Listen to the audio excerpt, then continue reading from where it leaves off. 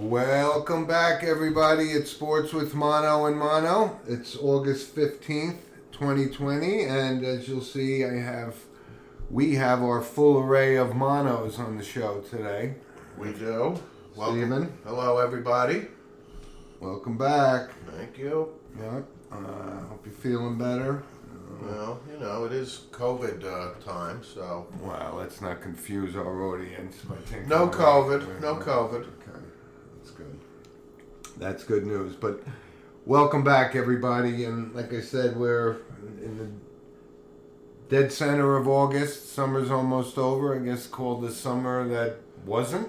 That's I guess right. That's the only way to. Well, we got sports, so it's something. We do. It's something. It's something.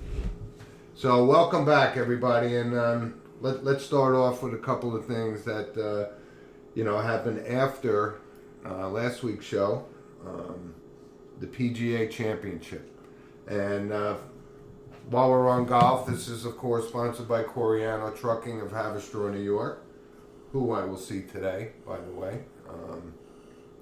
So we thank them for their continued support of our show. Thank you, Guy. And he's a big golfer and a very good golfer, by the way. So the PGA, and it was won by Colin Morikawa, who I love this kid, right? He's polished, he's 23, and he's awesome. And he won it, right? Yes, he won. I think it. both of you and I picked Brooks Koepka, Right. who had a very tough Sunday afternoon, which was rare, but indeed he did.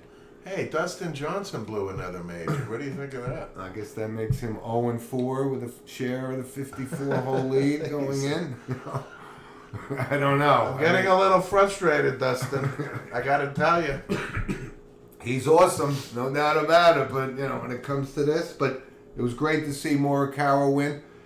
And the funny thing is, Steve, when I see this, and you knew exactly where they were going with it, that he's going to be the next Tiger Woods, right? Yeah. And we've seen this over the years, right? The Spieths, the Thomases, the Fowlers, the Rahms. These are the young guns that actually now they're not considered such young guns.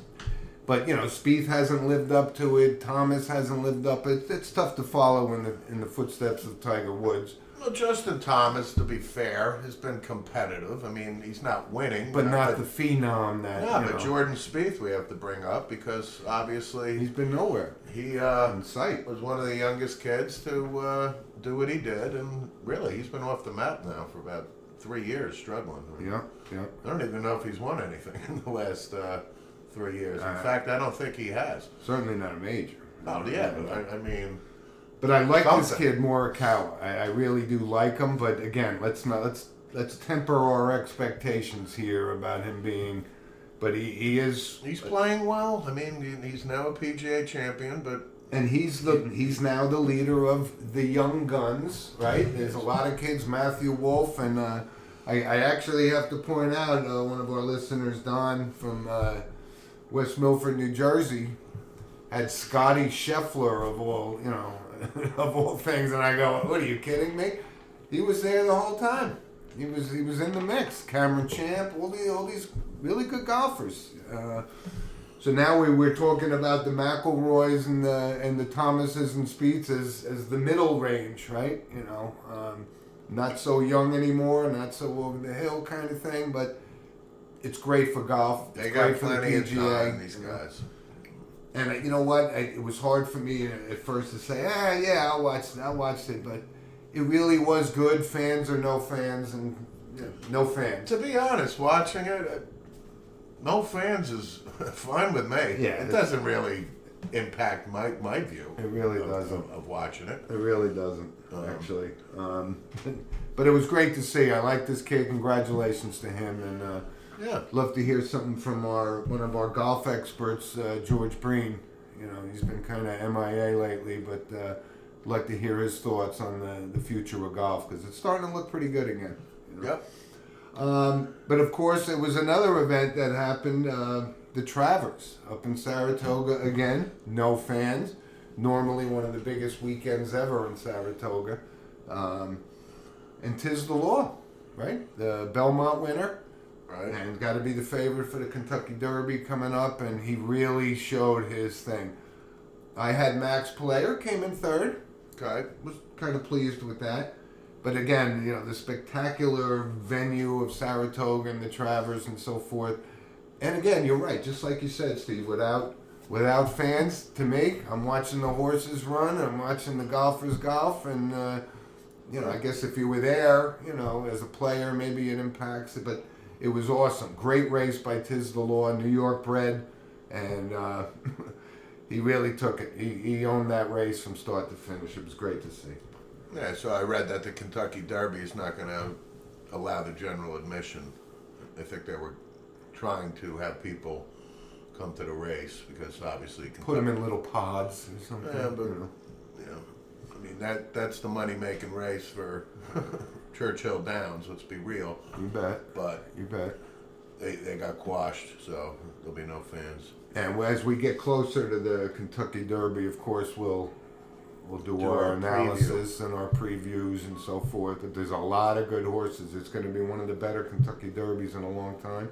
Obviously, not the first of the Triple Crown races due to the virus and so forth. But Travers was great. Tiz the Law, and a lot of other good horses that have been running up in Saratoga. Right, all the best jockeys. Everything's awesome up there, and looking forward to that. So, till next year for the Travers.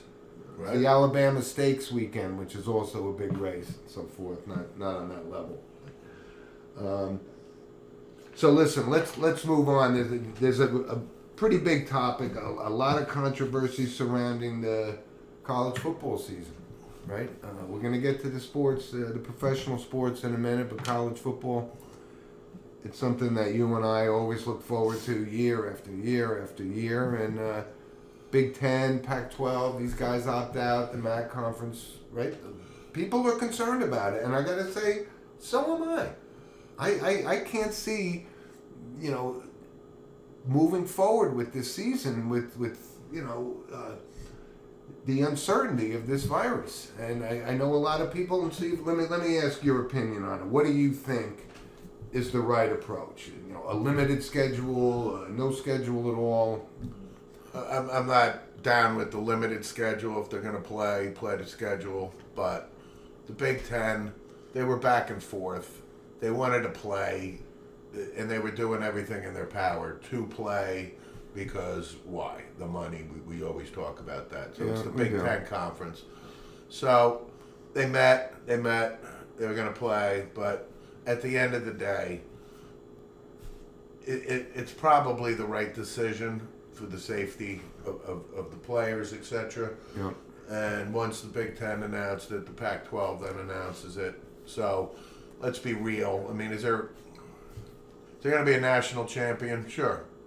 I think the SEC, because it's the premier conference in college football. and it's a different it's a different culture down there. Football is king down there. That's right. And and I know they're going to do everything in their power to play. And I actually think the SEC will play. And it's probably going to have to be a limited schedule thing. I think the ACC is going to play too. Yeah. Notre Dame is going to be in the ACC this year just for the schedule. Right. Clemson obviously is in there, perennial national contender and champs and so on. Yeah. So we're talking about an asterisk, right? We're talking multiple asterisks. Right. It's not even a joke. It's But it is what it is. But I just can't understand, from the NCAA perspective, if you make this decision and it's based on conference, like why is the SEC less concerned about coronavirus than the Big Ten? I don't get it. And I think it's because of the culture. I think, like I said before, I think the SEC is all about football. Come hell or high water, right? I know, but we're still talking about it. It's going to take one instance of somebody, getting affected by this to say you made the wrong decision. And the other point is the SEC, we're talking the commissioner or whatever, the coaches, right? But at the end of the day, if they get told to shut down by a higher authority, then they have to shut down. But what's the X factor here with college football as opposed to, professional sports, right? we have this kind of bubble scenario and so forth, but this is a college campus. There's 30, 40,000 Right. students at this Well, at these universities. That's the point. You cannot control this, and don't tell me, you know, on a college football roster with walk-ons and everything else, you got basically 90 to 100 kids, Right. right? You're gonna tell me a Rudy backup type, you know, on a team is not going to the keg party on a Saturday night off campus type of thing. Exactly. That's the difference between this, you know, between being in a bubble and being on a college campus. So, I mean, what's the difference? Well, the grown men in professional sports, the bubble-like environment, that type of thing. The NFL is doing everything in their power to monitor, you know, once these guys report and things like that. So I think that's the difference there. Yeah. But, you know, back to the Big Ten, I mean, the one thing, now that they're not going to play, the one guarantee we got is that Jim Harbaugh is definitely not going to lose to Michigan this year. Or to Ohio State. Wow, you guys have been up all night waiting to deliver that line. Perfect. Very good. And the reason I bring it up is, I don't know if you saw that, so the Big Ten coaches had this conference call. And him and Day had And a him and little Day to got, do. you know, little testy on the phone. But Ryan Day, when he met with Ohio State's players, he said, "We're going to lay 100 on them this year." That was a great line. And I mean, And Ryan Day would have laid 100. who's a kind of an easygoing guy. Right. But he's been this Harbaugh's been rubbing in the wrong Ryan way. Day is, he comes across as an easygoing guy, but trust me, this guy is He's a all football fire coach. on the He's field. all fire, man. Awesome. But I love that. When I read that, I said, this is great. But that game's not going to happen this year, right? It's not It's going to not happen. going to happen. And again, so that now they're also talking about, you know, possibly moving this to spring. the spring, which, you know what, call it off. We'll cross that bridge when we get to. But I'd say call it off. If you're going to call it off and get back to the normalcy. college you football know. will have an asterisk, multiple asterisks here. And look, everybody let's wants be to real. see Trevor Lawrence's final season, no doubt about it. So, you know, that has probably something to do with Dabo Sweeney's desire to play and so forth, right? I mean, They just want to play football. And but there's a pandemic it's out just there. and too it's- much of a health concern. So I think the Big Ten and Pac-12 had to do what they had to do to play it safe. Yeah. And I'm sure they consulted the top doctors and all this other stuff. So And they broadened the scope to not just isolate football. I mean, they were talking about We're full talking schedules, full all- tournaments yes, for everything. exactly. You know? And that leaves college basketball in the balance, right? Because that normally doesn't start until November anyway. So, you know, we could be living in a different environment by November, so college basketball may come off and so forth. But the one question I got to ask, I mean, if the Big Ten and the Pac-12 have consulted the top doctors and then they cancel the season, I mean, shouldn't everybody follow suit? exactly. I mean, I right? agree. I agree. People are still, and there's hot spots, right? Not so much New York now, but these other states, they're getting these all-time records, so it's still out there. Right, but And then it's- you had Nebraska in the Big Ten saying, well, you know, if you're canceling the Big Ten, then, you know, we'll go play our own schedule. And then, you know what, I actually took a little offense to that. Me too. You know, Nebraska, okay, no, Nebraska's Nebraska. But you only been in the freaking Big Ten for 9 years or whatever. I think 2011 was their first year. And they haven't beaten anybody in the past 4 Where did they seasons. get the ego? Good George Costanza. But the point is, who the hell are you guys? You're not going to follow suit and you know, fall in the line here? Well, I think from a financial perspective, they realize that I there's get no it. way they can back out of this Big Ten and go on their own. But listen, you know, they said what they said, and believe me, they came whimpering back to the table 48 or 24, 48 hours later after they got lashed by Big Ten, whoever. Right, we'll kick you out of the Big Ten tomorrow. Good luck, you know. Absolutely. So, But I don't know if this was so much Nebraska or it was Scott Frost, right? I mean, you know, it's Nebraska. Scott Frost is not going to, you know, he's the coach, you know. I know, but I mean, he's the coach of a prominent Right. college football But program. it's the administration in Nebraska. Yeah. Let's be real. So anyway, college football is you know, it's in. Halfway going, halfway not going. That's it. You know. It's in jeopardy fully. Yep. We'll just see. And I sure wanted to bring that up because it's a big deal. Like I said, we're gonna miss the premier games, the Michigan Ohio State game, and I can't wait till next year for that game now. Yeah. Because if he can lay 100 on him, he's gonna lay 100 on He's him. gonna lay 100 on him. You bet. So listen, our next segment is sponsored by Lynch Motors of Manchester, Connecticut, and again.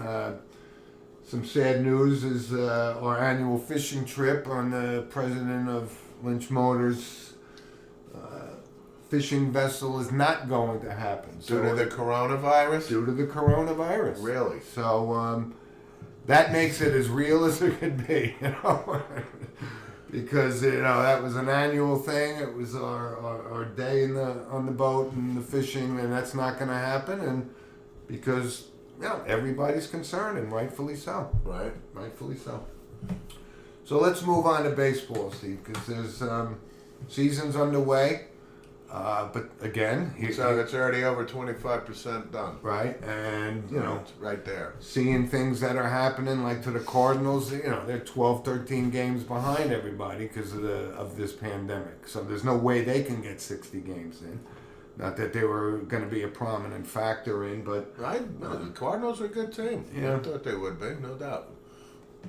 you know, they seem to have fallen victim to this. And again, there's another game. I think the Pirates or some other game is being canceled today. Somebody else tested positive. Yep. So I mean, those are the only recourses you have. If you get a positive test, you gotta shut it down. Otherwise, you never know. It could just ravage a locker room, right? But baseball, again, you're right. And I kept thinking, and a lot of people keep asking us about it. Should there be an asterisk in this, that, and the other thing? And yes, you know, it's DJ LeMay who's hitting 439 right now. You know, Or Charlie Blackmon's batting 500 for the Colorado Rockies. right.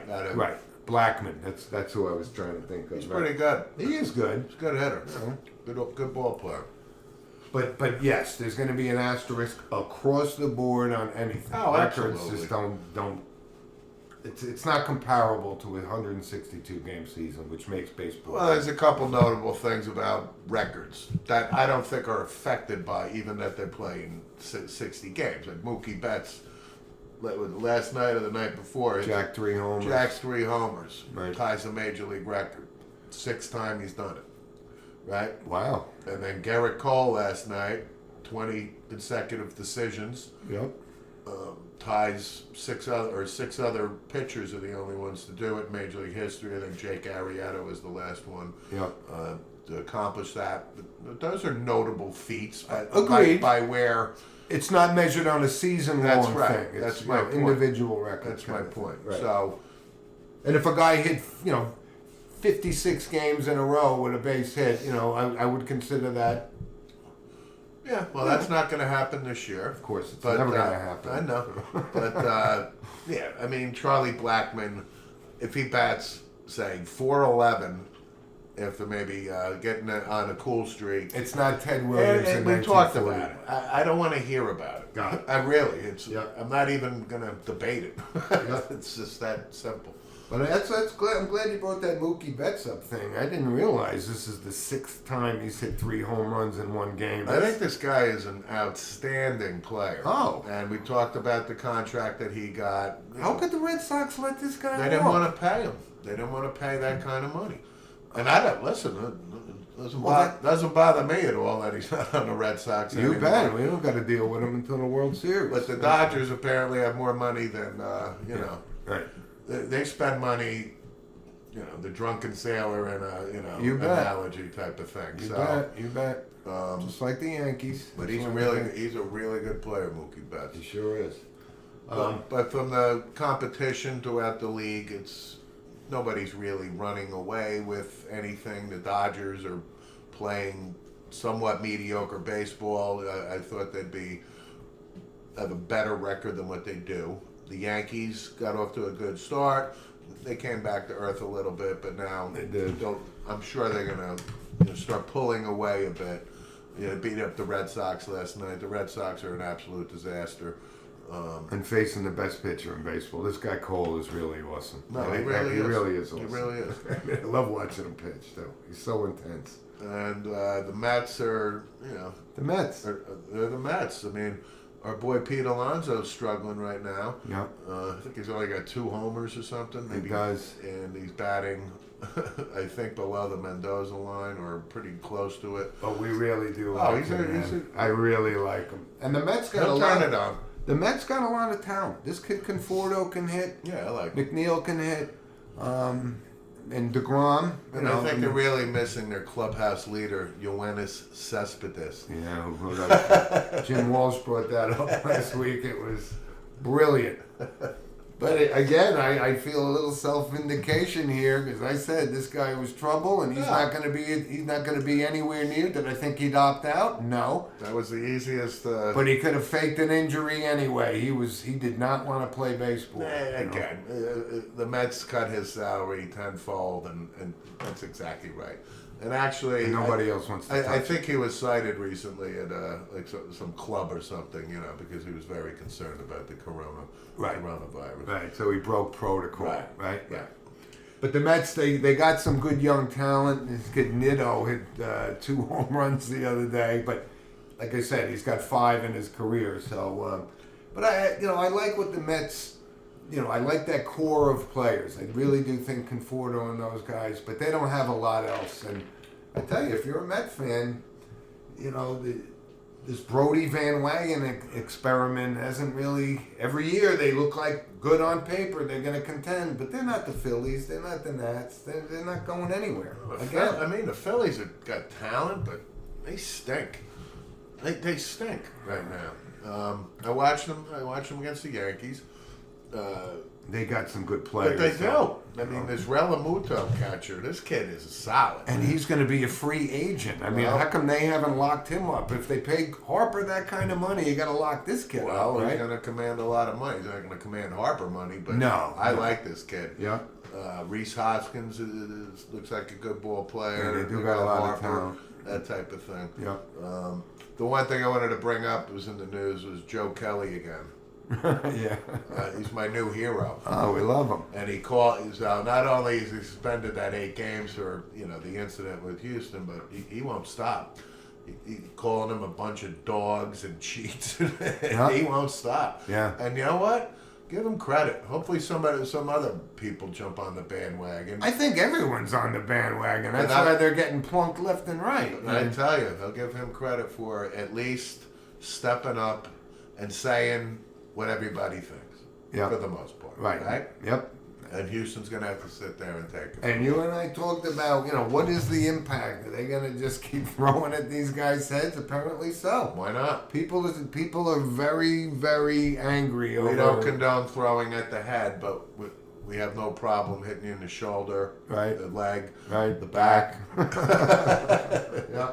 So, But listen, when we're talking about sports, and again, with the money, like you said, he's not going to command Harper money, right? There's something on the table, like Aaron Judge and so forth. He's going to be coming up soon. Are we talking Mike Trout? no, we're not. Machado, No. Harper money? No.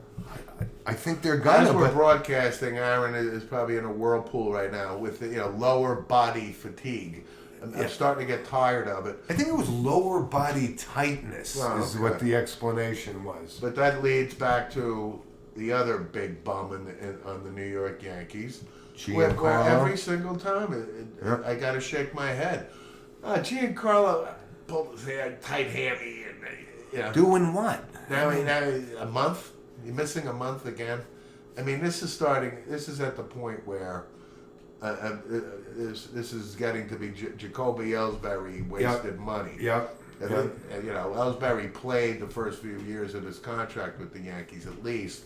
I mean, obviously he didn't play the last 3 You're right. or whatever. You're right. But the money and the value that we're getting from Stanton is definitely not looking good. And isn't it so funny that this has happened when the Yankees got him? Everyone's like, "Wow, they got the best player in baseball," and now this guy just can't stay on the field. Played what, 20 games last year?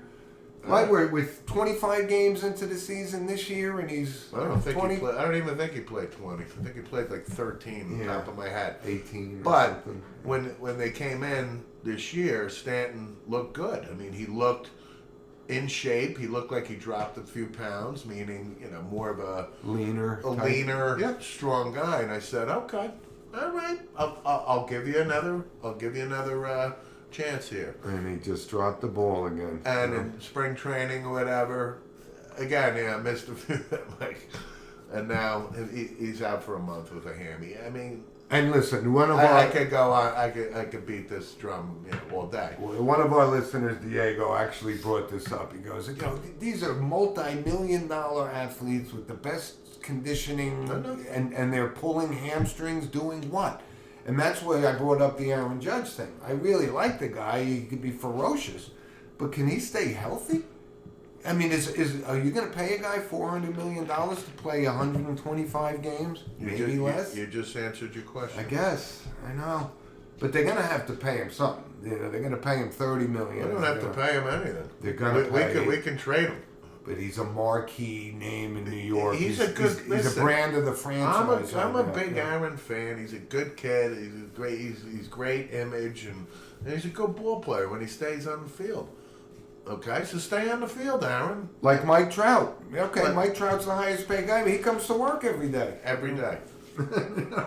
That's what you expected if you want that kind of money. The only thing I remember Trout missing is I think he got hit on the hand a year or two ago and broke his hand or something for about 4 weeks or something. And you know what, Steve? One incident happened with Giancarlo Stanton. He got pegged in the face. We know how traumatic that could be. Maybe this guy just hasn't recovered from that to an extent where he wants to put himself in a box facing guys throwing 100 miles an hour at him. It's possible. That's Could be a psychological thing. A little psychosomatic. It was a good All in the Family episode when Archie. Oh, there he is, the French guy next door, Jean. But listen, so baseball's happening, it's underway, and it looks like it's getting along pretty good. Other than the Marlins and the Cardinals getting for some reason. But the Marlins. Good young team. How about the Marlins? Good young team. They actually been playing well, so I'm glad you brought them up. They actually have exceeded expectations. Definitely exceeded my expectations. So. And you could get, they could stay hot for this. Just like we said, Gary Sanchez could end up hitting 120 because it takes him 60 games to get going. Yeah, so he hit a bomb last night. I'll give him credit. 457 feet. Okay, meaningless home run. It didn't. Of course. Of course. Just padding the stats. That's right. So, listen, let's move on to hockey, right? And I got to tell you, it's been pretty good. It's been outstanding. It's pretty good. It's the Stanley Cup playoffs. A 5 overtime game, and that was awesome. Yeah. I think they said it was the fourth longest playoff game. Fourth longest playoff game. Right. Yeah. But that was great. I'm actually digging it, and I got to tell you, the Islanders won again last night. Beating the Caps. They're a good young team. I said this. During the week. I said the Islanders are probably going to be the surprise team here. We talked about Barry Trotz. We think this guy is a great coach. He is. They got good talent. Lou Lamoriello runs the organization. No surprise there. They got fresh legs. And you know what? When the Islanders always play the Capitals, it's an intense series always. Yeah. But the Islanders seem to have the Capitals' number. They do. Right? They do. And we can talk about from Pat LaFontaine back in the day with the, overtime, 3 or 4 overtime. I remember watching that, yeah. Right, that. Islanders eliminated, actually, the Capitals last year. Yeah. And we shall see. Yeah. So, and the Islanders, listen, their prospects are even getting better. They got the rights to Sorokin. He's going to be their goalie of the future. Yep. But I got to tell you who I was most impressed with was the captain of the Islanders, Anders Lee. Yeah. Right? The hit he put on this guy, and he got a 2-minute penalty. I don't think it was malicious or vicious in any way. And you knew that Tom Wilson of the Caps was going to go after him, and he stood up there and he took it, man. He took it. And he scored 2 goals in game 1, so I love this kid. He is awesome. And the Islanders, you're right, with Lamarillo and Trot in the background, they're awesome. But I think the Flyers Oh. are pretty good. They are. This kid Hart's playing pretty good in goal and so Plus, forth. Alain Vigneault is the head coach for the Flyers, who Ranger coach, and Yeah. I'm a big fan of him. I thought Alain was a really good coach. He was. And I think the Flyers are a force to be reckoned with. Yeah. But hockey is awesome to watch. Sure is. Even the afternoon games, I guess, it's just fun to watch. And the competition is awesome. And like I said, so, what other news happening in hockey was that the Rangers are going to get the #1 pick. And I guess, obviously, it's the second coming of Lafreniere. Right? I actually like the name. But it's one of those guys that come along. It's like when Sid the Kid was coming out and Connor McDavid, that good type call. of thing. So we Yeah. shall see. But all reports of this kid is he can put the puck in the net. Yep. So in the juniors, Connor McDavid had the record for 2.50 points per game in this league, and Lafreniere, his last season, he averaged 2.15, Yeah. which is no joke. Yeah. So he's a sniper. He's a goal scorer. He's a talented skater, and And the Rangers could use that kind of and team him up with Panarin and so forth. yeah, And let's just say the Rangers' rebuild is going swimmingly well. Well, I didn't expect them to get bounced out so quickly. I'm happy they got bounced out quickly. That was a debate. I mean, obviously you play to win type of thing, but listen, you give me that #1 overall pick to get this kid. Rangers aren't going to win the Stanley The Cup. upside of losing, if you Well, will. they weren't going to win the Stanley Cup this year. Let's be real. Okay. And we shall see. But the Rangers rebuild, as I said, it is going exceedingly well. Yeah. And hopefully they can unload Lundqvist this year, get rid of him. And listen, let's mention on the downside was Claude Julien, who had suffered let's call it a heart condition or something. I'm not sure if it was a heart attack or whatever. And I didn't realize that because he could have taken 50 cents off me. He's the Bruins' all-time winningest coach. Yeah. Okay. I mean, not even close. You would come off with Don Cherry and Harry Sinden and all these guys. He's been there forever now, Claude Julien. I know. That makes sense. Over 400 wins. Makes sense. Wouldn't have been my first guess. But listen, let's hope he's going to miss at least the series and so forth. But he's a hockey player. Hockey players don't let heart attacks and losing 10 teeth or getting 50 stitches in your eye prevent you from moving forward. So he'll be back. Yep. He'll be back. Yeah, but hockey, I mean, the playoffs and Stanley Cup there's nothing like it, Yep. right? Yep.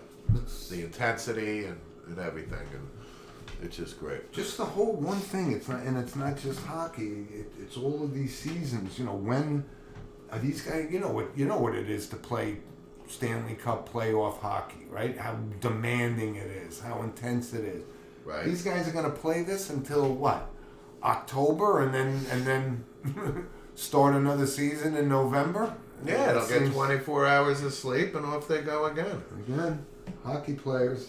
That's what they do, like you said. But listen, so that all of the major sports are kind of back in, and let's touch on the NBA. But I got to tell you one thing about the NBA. It's almost impossible to figure out the system that they're doing. Right? They're in these bubbles, but the play-in games. Right? The Nets lose a game, and now they're the number 8 seed in the Eastern Conference. I don't get it.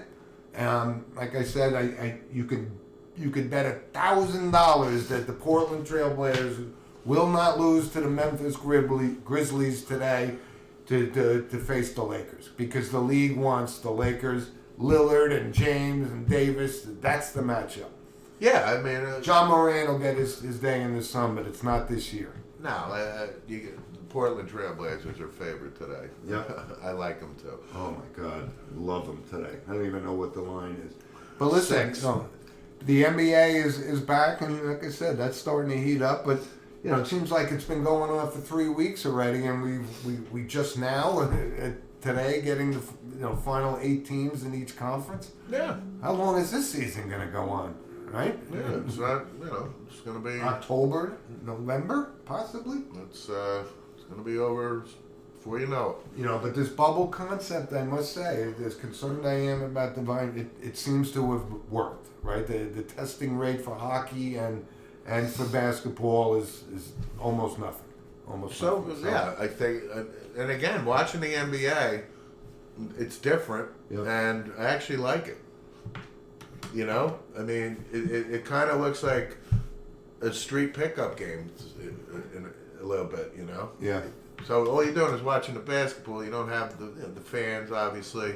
Pumping But I around. just think it's got a different look and feel to it, which Yep. I think is pretty good. And like you said, with the bubble environment, and I think the NBA is doing a good job with They have. how they're pulling this off. And listen, you've been a big supporter of Mr. Silver. Silver the whole time, so Oh, I wanted to go back to baseball real quick.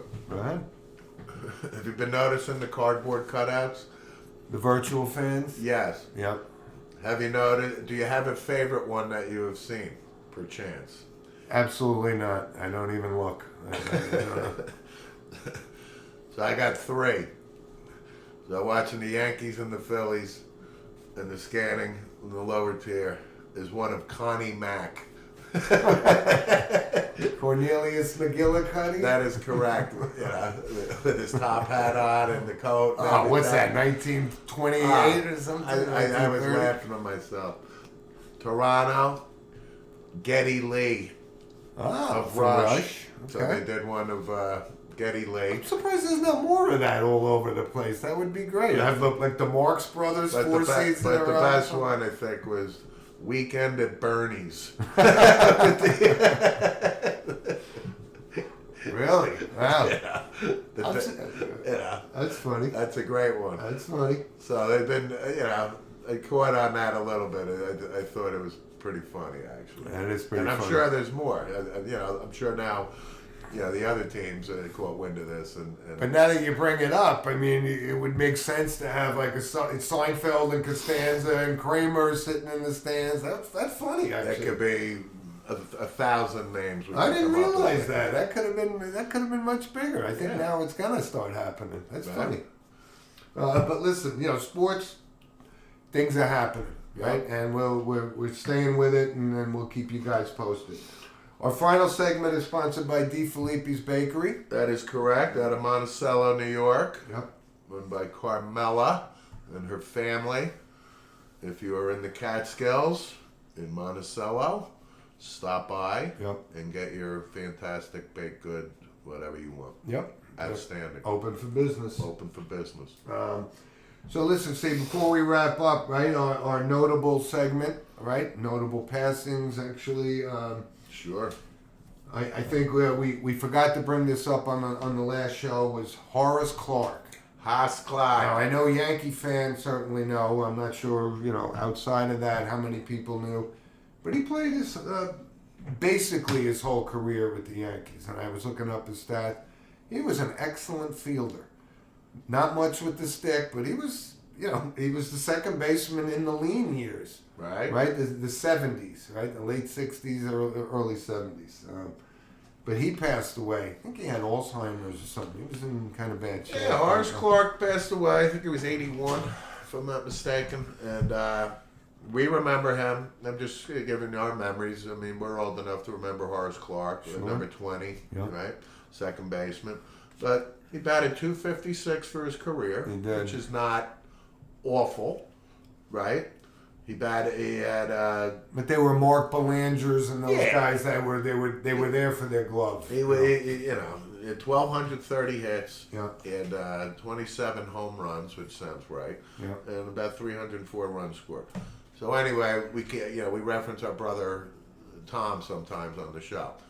So I mentioned to him, I talked to him the other day, and he relayed a story that he said he went to an old timers day Oh yeah, I think I Right. remember this. with yeah. with his son. I think Thomas was young. So in the old timers day, it was an old timers day. It was Stan Musial and You know what I mean? Frank Robinson It for was the the other marquee, and that's why we always loved, Right. Old Timers Day. Now it's an alumni. it's game. not even It's an alumni game. it's not even worth discussing. But anyway, Horace Clark, they were sitting actually. We were privileged. A family friend had seats, literally right by the on-deck circle of Yankee Stadium, right to the left of the dugout. Yeah. And Horace Clark happened to walk by, and Tom asked Horace Clark for an autographed baseball, and Horace Clark said no, and then Tom said to him, "You might want to reconsider that, Horace, being I'm the only one that knows who you are in the stadium." He stopped, he laughed, and he came over, got a ball, and signed it, and he got a chuckle with our brother. So that was his Horace Clark story. I actually have one one too. I mean, I remember when he was playing, there was one particular at bat. I think he fouled off like 16 balls in a row, and ended up walking on ball 4. But I was like 16, and it looks like he was doing it on purpose, and it was pretty cool. Yeah. But number 20, good. Yeah, he was. Good player. For He's a you. good guy too, and so notable passing for our Yankee fans, Horace Clark. Yeah. Another one that left us was Howard Mudd from a motorcycle accident of all things. Oh wow, really? Yeah, never recovered. It was a couple of weeks ago. And I always think of him in the same vein, and we talked about Joe Bugle a couple of weeks ago, right? Yeah, we Offensive line in the trenches, and he built the most famous, I guess, Howard, for the line he built for protecting Peyton Manning with the Colts, right? Yep. So and Peyton Manning said he's the greatest offensive line coach of all time. Right. So we feel bad for him. Like I said, he never recovered. Had a pretty good career. It was like a 6-time All-Pro. Played for the Bears and so forth. Hard-nosed, Big time football player. In the trenches coach kind of thing. Yep. Very good. So notable. He's a notable guy, no doubt. And listen, Steve, you brought it up, which I didn't even hear. Well, we got to leave him for the end.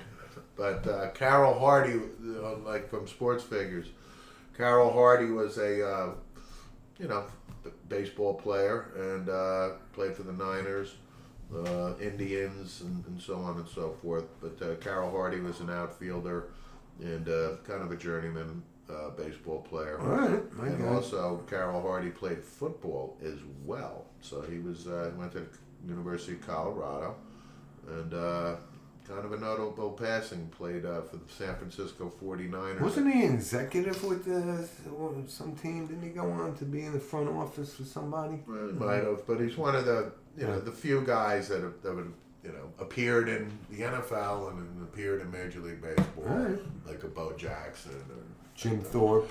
Mr. Thorpe type of thing. So notable passing, Carol Hardy. Okay. And of course, From the world of entertainment, and again, we recognize them too. Guy had some memorable roles. Reddy Santori. today I'm going to make you a special. For you and my daughter Audrey. Poppy from Seinfeld. Standard. Yep. All right. So what's the most famous thing is, of course, is the pee stain on the couch from Yep. Poppy. Yep. And Good you and actor. I talked. A lot of our fans, if you're Dirty Harry fans, which How could you not be? we worship. Yep. So he was Harry's original partner, Chico. Yep. And also he had a memorable role in the movie Bad Boys with Sean Penn and Yeah, stuff. he was. He had a really good role in that, and Great career. He did. He 82. Yeah, he was in a lot of stuff, and 82 years old. So Poppy, Poppy. We always reference Poppy anyway. so. Exactly. The Poppy, the pea stain. That's all you need to know. You can put that face on the thing. So, and listen, one other one I want to And get of course, not washing his hands in the bathroom. was so funny. The way Seinfeld turns his head like 3 times was brilliant. Brilliant. That's why you wouldn't eat the pizza. That's exactly right. But listen, there's one shout out I want to give speedy recovery. One of our listeners and one of my best friends, Don Orlowski from West Milford, his wife Cynthia, Yeah. suffered a medical emergency yesterday, and I just wanted to wish her all the best. She's Wow. a great person. I do too. And Recover quickly and. yep, But she's tough and she'll get through it. But yeah, I just wanted to certainly mention that because they're dear friends of mine. okay. All right, and so listen, it was a great show. Lots to talk about. There's going to be even more to talk about next week. So we're looking forward to you guys joining us next week. But in the meantime, please send us an email if you have any questions, comments, or something we missed, or something you don't agree with at sports with mono and mono at gmail.com. Absolutely. We'd love to hear from you. So enjoy your weekend, everybody, and Yeah. we'll talk to you on the next show. Stay safe and healthy, and look forward to catching up to you next week. Bye. Bye, guys.